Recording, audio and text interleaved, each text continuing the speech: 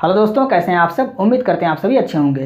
दोस्तों, number system के अंतर्गत आज की वीडियो में हम लोग संख्याओं के प्रकार के बारे में डिस्कस करने वाले हैं। तो वीडियो काफ़ी इंपॉर्टेंट होने वाला है, वीडियो को आप पूरा देखिएगा और यदि आपको वीडियो अच्छी लगे तो आप इसे लाइक जरूर कीजिएगा। तो आइए आज की वीडियो को स्टार्ट करते हैं। तो संख्याओं के प्रकार में संख्याएँ कितने प्रकार की होती हैं, तो यहाँ देख लेते हैं। संख्याएँ निम्न प्रकार की होती हैं। सबसे पहला है प्राकृतिक संख्याएँ, जिसको हम नेचुरल नंबर भी कहते हैं। दूसरा है पूर्ण संख्याएँ, इसे होल नंबर कहते हैं इंग्लिश में। पूर्णांक संख्याएँ, जिसे इंटीजर नंबर कहते हैं।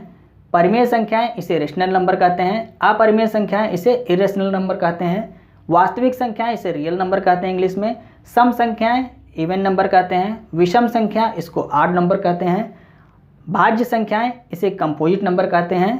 अभाज्य संख्याएं, इसे प्राइम नंबर कहते हैं। और सह अभाज्य संख्या, इसे को प्राइम नंबर कहते हैं। तो ये हमारी संख्याओं के प्रकार हो गए। इनकी डेफिनेशन हमने यहाँ पर नहीं लिखा हुआ है, डेफिनेशन हम आपको बताते चलेंगे। अगर आपको लिखना है तो आप उसे लिख सकते हैं। यहाँ पे हम उदाहरण लिखते चलेंगे सभी का, तो डेफिनेशन के साथ साथ आपको उदाहरण भी बताया जाएगा। डेफिनेशन अगर आपको लिखना है तो आप खुद से उसको लिख सकते हैं, यहाँ पे हम उदाहरण को केवल लिखेंगे। तो आइए सबसे पहले हम देखते हैं प्राकृतिक संख्याएं या नेचुरल नंबर।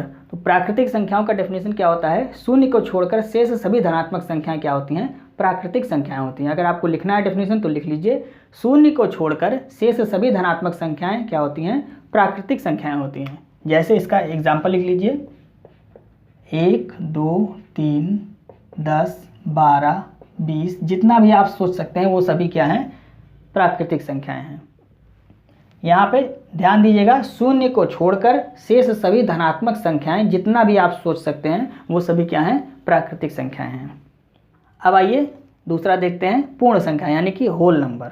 होल नंबर की डेफिनेशन क्या होती है, शून्य को जब हम प्राकृतिक संख्याओं में ऐड कर देते हैं तो हमारा पूर्ण संख्याएं बन जाती हैं। यानी कि प्राकृतिक संख्याओं में 1, 2, 3, 4 यहाँ इधर पूरी धनात्मक संख्याएं हैं, लेकिन जब इसमें हम शून्य को ऐड कर लेते हैं, यानी कि 0, 1, 2, 3, 4 इस तरह से आगे की धनात्मक संख्या, तो हमारी पूर्ण संख्या हो जाती है। तो पूर्ण संख्या का एग्जाम्पल लिख लीजिए, 0, 1, 2, 3 इस तरह से आगे जितना भी आप सोच सकते हैं वो सभी पूर्ण संख्याएं हैं, बस इसमें शून्य को ऐड कर दिया जाता है। तो इसकी डेफिनेशन अगर आपको लिखना है तो लिख लीजिए कि शून्य के साथ सभी प्राकृतिक संख्याओं को क्या कहते हैं, पूर्ण संख्याएं कहते हैं। अब आइए तीसरा हम देखते हैं, पूर्णांक संख्याएं। तो पूर्णांक संख्याएं या इंटीजर नंबर, इसका डेफिनेशन क्या है, तो प्राकृतिक संख्याओं के ऋणात्मक मान और शून्य को जब हम एक साथ मिला देते हैं तो हमारी पूर्णांक संख्याएं प्राप्त हो जाती हैं। तो इसका डेफिनेशन आप लिख सकते हैं कि प्राकृतिक संख्याओं के ऋणात्मक मान और शून्य को मिलाकर जो संख्याएं प्राप्त होती हैं उसे हम क्या कहते हैं, पूर्णांक संख्याएं कहते हैं। तो पूर्णांक संख्याओं का उदाहरण क्या हो गया, यहाँ पे मान लीजिए -3, -2, -1, 0, 1, 2, 3 इस तरह से आगे चलता जाएगा। तो यहाँ पे हमने जो प्राकृतिक संख्याएं थी इनका हमने ऋणात्मक मान भी ले लिया और शून्य को भी ले लिया, तो ये सभी क्या हो गई, ये आपकी पूर्णांक संख्या हो गई। तो आप कह सकते हैं कि पूर्णांक संख्याओं के अंतर्गत आपका प्राकृतिक संख्याएं और पूर्ण संख्याएं ये दोनों आएंगी। इस तरह से आप भी कह सकते हैं इसको। नेक्स्ट है परिमेय संख्याएं या रेशनल नंबर। रेशनल नंबर की डेफिनेशन क्या होती है, ऐसी संख्याएं जिसको P/Q के फॉर्मेट में व्यक्त किया जा सके, जहाँ पर P और Q एक पूर्णांक संख्या है और Q ≠ 0 हो। तो यहाँ पर देख लीजिए, इसका उदाहरण क्या होगा, डेफिनेशन आप लिख लीजिए, फिर से बता दे रहे हैं। परिमेय संख्या ऐसी संख्याएं जिसको P/Q के फॉर्मेट में व्यक्त किया जा सके, जहां पर P और Q एक पूर्णांक संख्या है और Q ≠ 0 हो। ये इसकी डेफिनेशन है। उदाहरण क्या होगा इसका, तो उदाहरण में इसका लिख लीजिए 1, 2,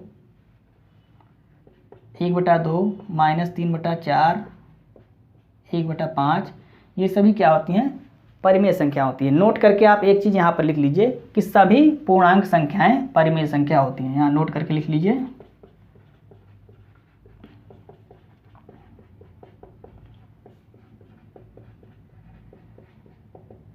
सभी पूर्णांक संख्याएं परिमेय संख्या होती हैं।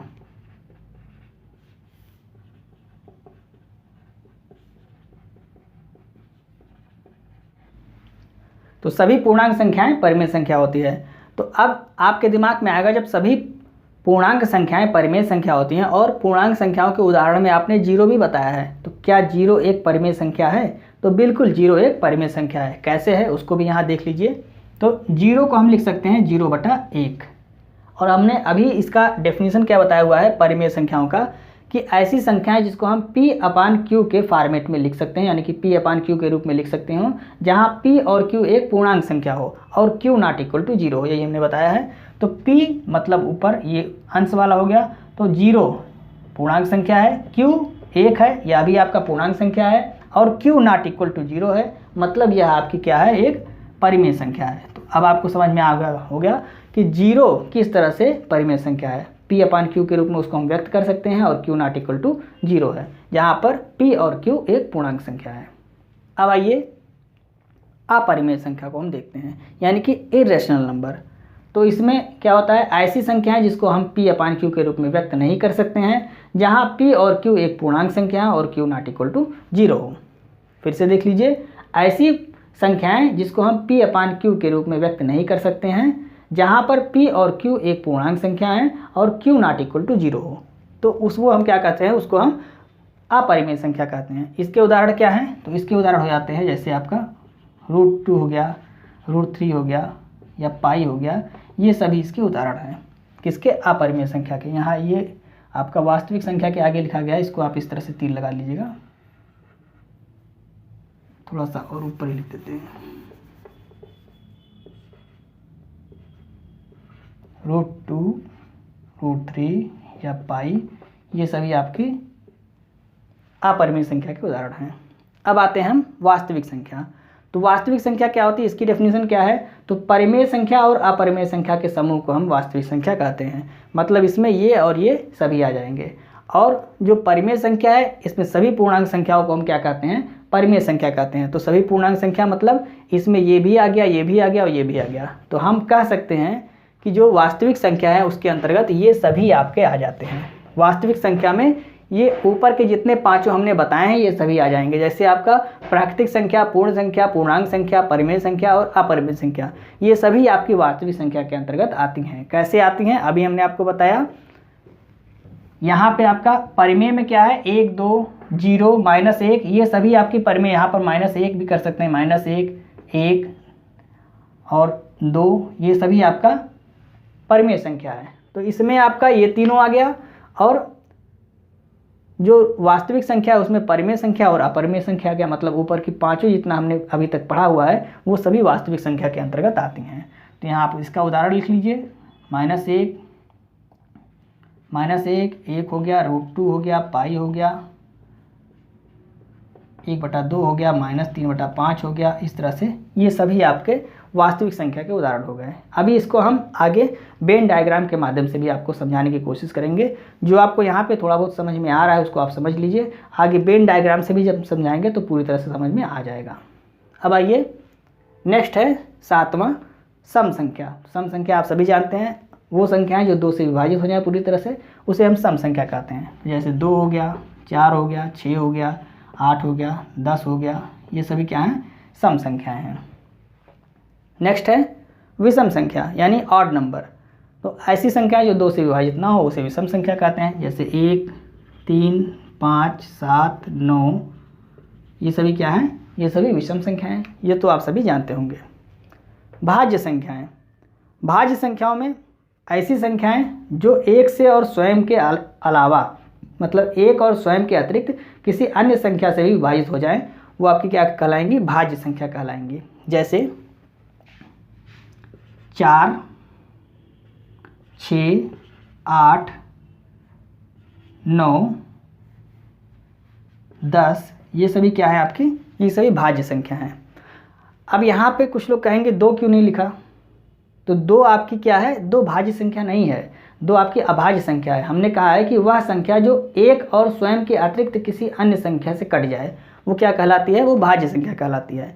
तो यहाँ पे देखिए 2 अगर लिखते हैं तो 2 1 से कटेगा और 2 से कटेगा, बीच में कोई संख्या है नहीं, तो इसलिए आपका 2 अभाज्य संख्या के अंतर्गत आता है, ये आप ध्यान दीजिएगा। यही प्रश्न आपसे बार बार इसमें पूछा जाता है। तो सबसे छोटी भाज्य संख्या क्या है, सबसे छोटी भाज्य संख्या 4 है। कैसे, इसको भी देख लीजिए। हमने कहा 1 और स्वयं के अतिरिक्त किसी अन्य संख्या से भी कटे, तो ये आपका 1 से कटेगा, 4 से कटेगा और 2 से भी कट जाएगा। मतलब ये आपकी क्या है, 1 और स्वयं के अतिरिक्त किसी अन्य संख्या से कट रही है, तो ये आपकी भाज्य संख्या है। नेक्स्ट उदाहरण ले लीजिए, जैसे आप मान लीजिए 9 को ले लीजिए। तो 9 आपका 1 से कट रहा है, 9 से खुद कट रहा है, उसके बाद 3 से भी कट रहा है, तो यह भी आपका क्या हो गया, 1 और स्वयं के अतिरिक्त किसी अन्य संख्या से कट रहा है, तो ये आपकी क्या हो गई, भाज्य संख्या हो गई। अब आप यहाँ पे 6 को ले लीजिए, तो 1 से कटेगा और स्वयं से कटेगा, उसके अलावा 2 से भी कटेगा, 3 से भी कटेगा, मतलब 1 और स्वयं के अतिरिक्त यहाँ पर 2 अन्य संख्याओं से कट रहा है, तो यह भी आपकी भाज्य संख्या हो गई। तो उम्मीद है भाज्य संख्या आपको समझ में आ गई होगी।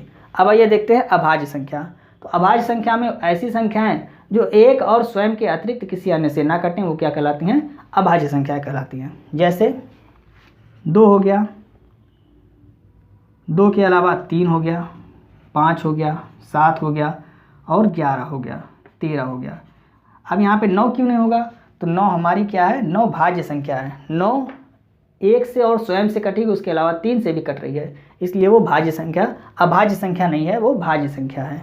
अब यहाँ पे इसको भी आप देख लीजिए, अगर आप 2 को ले लेते हैं तो 2 किससे कटेगा, 1 से कटेगा और स्वयं से कटेगा, बाकी किसी से नहीं कटेगा। अगर आप यहाँ 13 को ले लेते हैं, 1 से कटेगा और स्वयं से कटेगा, बाकी किसी से वो नहीं कटेगा, यानी कि किसी से विभाजित नहीं होगा। तो यहाँ पे ये आपके अभाज्य संख्या के उदाहरण हो गए। उम्मीद करते हैं आपको समझ में आ रहा होगा जो हम उदाहरण आपको समझा रहे हैं। सहअभाज्य संख्या, अब आपका लास्ट बचता है सहअभाज्य संख्या, या इसको हम क्या कहते हैं, को प्राइम नंबर इसको कहते हैं। तो इसका डेफिनेशन क्या है, ऐसी 2 या 2 से अधिक प्राकृतिक संख्याएं जिसमें 1 के अतिरिक्त कोई अन्य कॉमन फैक्टर ना हो, कोई अन्य उभयनिष्ठ फैक्टर या उभयनिष्ठ गुणनखंड ना हो, उसे हम क्या कहते हैं, उसे हम सहअभाज्य संख्या कहते हैं। तो फिर से लिख लीजिए, ऐसी 2 या 2 से अधिक प्राकृतिक संख्याएं जिसमें 1 के अतिरिक्त कोई अन्य उभयनिष्ठ गुणनखंड ना हो या कॉमन फैक्टर ना हो, उसे हम सहअभाज्य संख्या कहते हैं। तो इसका उदाहरण क्या है, इसका उदाहरण देख लीजिए, 3 और 5। 3 और 5 इसका अगर फैक्टर करते हैं तो इसका फैक्टर 1 और 3 होगा, इसका फैक्टर 1 और 5 होगा, और दोनों में कॉमन केवल 1 ही हो रहा है, उसके अलावा कोई अन्य फैक्टर कॉमन नहीं हो रहा है। दूसरा देख लीजिए उदाहरण, 7 हो गया, 11 हो गया, 13 हो गया। इसमें भी अगर 7 का आप फैक्टर करते हैं तो 1 और 7 होगा, यहाँ 1 और 11 होगा, और यहाँ 1 और 13 होगा, मतलब इसमें जो कॉमन फैक्टर है वो केवल 1 ही होगा, उसके अलावा कोई अन्य कॉमन फैक्टर नहीं होगा। अन्य देख लीजिए आप, जैसे आपका 23 हो गया, 17 हो गया, तो 23 का गुणनखंड 1 और 23 होगा, 17 का 1 और 17 होगा, कॉमन क्या हो गया, केवल 1 ही कॉमन फैक्टर हो रहा है, बाकी अन्य कॉमन नहीं हो रहा है। तो यहाँ पर आपका यह भी आप सहअभाज्य संख्याओं के उदाहरण के अंतर्गत आता है। अब आपको कमेंट करना है, इसके 2 अन्य उदाहरण आपको कमेंट करना है। यहाँ हमने केवल 3 उदाहरण बताया है, इसके अलावा अन्य कई सारे उदाहरण होते हैं, तो आपको 2 उदाहरण इसका कमेंट करके बताना है। सहअभाज्य संख्या के 2 उदाहरण आपको कमेंट करके बताना है। अब आइए हम इसी चीज़ को वेन डायग्राम के माध्यम से आगे समझते हैं। अब आइए हम वेन आरेख के माध्यम से इसको समझने की कोशिश करते हैं। ये आपका हो गया प्राकृतिक संख्याएं। प्राकृतिक संख्याओं में क्या आता है, 1, 2, 3 और सारी धनात्मक संख्याएं जितनी भी आप सोच सकते हैं वो प्राकृतिक संख्याएं हैं। ये आपकी हो गई प्राकृतिक संख्या। इसके बाद अगर हम पूर्ण संख्या देखते हैं तो पूर्ण संख्या में आपका 0 भी ऐड हो जाता है, तो क्या हो जाती है, पूर्ण संख्या हो जाती है, यानी कि ये आपका हो गया पूर्ण संख्या। अब पूर्णांक किसको कहते हैं, तो जो प्राकृतिक संख्याएं इनका ऋणात्मक मान भी जब ऐड हो जाता है तो उसे हम पूर्णांक कहते हैं, यानी कि यह पूरा क्या हो गया, यह पूरा आपका हो गया पूर्णांक। और इसमें यहाँ आपका -3, -2, -1 ये सभी भी ऐड हो जाएगा, तो अब ये पूरा क्या हो गया, ये आपका पूर्णांक हो गया। यानी कि पूर्णांक, अगर आपका पूर्णांक का उदाहरण आपको बताना है तो माइनस वाली वैल्यू भी होगी, यानी कि ऋणात्मक जो वैल्यू है संख्याएं वो भी होंगी, शून्य भी होगा, और जो धनात्मक संख्याएं वो भी होंगी। ये सभी आपके जो पूर्णांक संख्याएं उसके उदाहरण हैं। अब हमने आपको बताया था अभी पहले कि जो वास्तविक संख्याएं इसके अंतर्गत ये सभी आते हैं, मतलब परिमेय और अपरिमेय भी आएगा, वास्तविक, और उसके बाद प्राकृतिक, पूर्ण और पूर्णांक, मतलब कि ये पांचों आएंगी इस वास्तविक संख्या के अंतर्गत। तो यहाँ पे आप वास्तविक संख्या को इस तरह से बना लीजिए पूरा, ये आपका पूरा क्या होगा, ये पूरा हो गया वास्तविक संख्या। वास्तविक संख्या के अंतर्गत आपका प्राकृतिक संख्या भी आ गया, पूर्ण संख्या भी आ गया और पूर्णांक संख्या भी आ गया। इसके अलावा आपका परिमेय भी आ गया, परिमेय संख्या भी आ गया और अपरिमेय भी आ गया, अपरिमेय संख्या भी आ गया। तो परिमेय संख्या में अगर आप देखते हैं तो यहाँ पे आपका 1/2, 1/5 या -3/7, इस तरह से आपका ये परिमेय संख्या का उदाहरण हो गया। अपरिमेय संख्या में आपका √2, √3, पाई, ये सभी आपका अपरिमेय संख्या के अंतर्गत उदाहरण हो गए। तो अब यहाँ पे देखिए हमने आपको समझाने की कोशिश की वेन डायग्राम से कि ये पूरा क्या है, वास्तविक संख्या है। वास्तविक संख्या का अगर आपसे उदाहरण पूछता है तो 0 भी आपका वास्तविक संख्या है, -3 भी वास्तविक संख्या है, √2 भी वास्तविक संख्या है, -1/7 भी वास्तविक संख्या है। मतलब वास्तविक संख्या के अंतर्गत ये सभी आपके उदाहरण आ जाएंगे। यही हम आपको बताना चाह रहे हैं। यहाँ परिमेय संख्या के अंतर्गत ये सभी, चूँकि सभी पूर्णांक संख्या क्या होती हैं, परिमेय संख्या होती हैं, तो इसके अंतर्गत आपको ये आप यहाँ बना सकते थे इस परिमेय संख्या को, चूँकि यहाँ जगह नहीं है तो हमने अलग बना दिया है। तो इसको आप इस तरह से करके यहाँ पूरा बना सकते थे। ये पूरा ये परिमेय संख्या हो जाती कि इसमें सभी पूर्णांक, पूर्ण और प्राकृतिक और प्लस में जो इसका है बटे वाला, ये भी आपका सब में ऐड हो जाता। तो यहाँ आप बना सकते थे, हमने यहाँ अलग से बना दिया। तो किसी को इस बात का कन्फ्यूजन नहीं होना चाहिए कि वेन डायग्राम ने इसको आपने अलग से बनाया है, इसके अंतर्गत आप इसको बना सकते हैं। तो अब उम्मीद करते हैं आपको समझ में आ गया होगा। अब कुछ प्रश्न जैसे आपसे पूछता है कि क्या 0 आपकी परिमेय संख्या है, तो 0 आपकी परिमेय संख्या है, अभी हमने आपको बताया।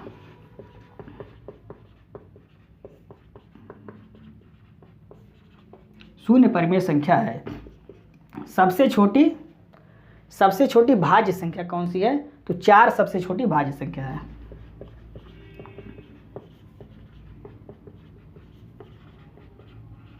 चार सबसे छोटी भाज्य संख्या है। सबसे छोटी अभाज्य संख्या क्या है, तो 2 सबसे छोटी अभाज्य संख्या है। 2 सबसे छोटी अभाज्य संख्या है। एक आपसे पूछता है एक भाज्य संख्या है या अभाज्य संख्या है, तो एक ना तो अभाज्य है और ना ही भाज्य है।